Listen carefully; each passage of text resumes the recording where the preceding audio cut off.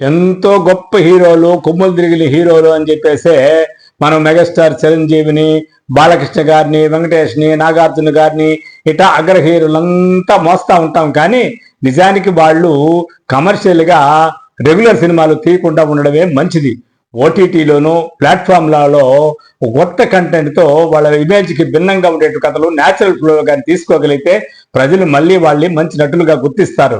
లేకపోతే action oriented సినిమాలు, box office బద్దలు ఇట్లా మాటలుగానే మిగిలిపోతాయి తప్ప పెద్ద హీరోల సినిమాలు ఇప్పుడు ఆడే పరిస్థితి లేదు. అందరూ రాజమౌళిలాగా కథలు తయారు చేయలేరు. రాజమౌళి సినిమాలో ఓపికగా 4 సంవత్సరాలు 5 సంవత్సరాలు చేసే హీరోలు లేరు.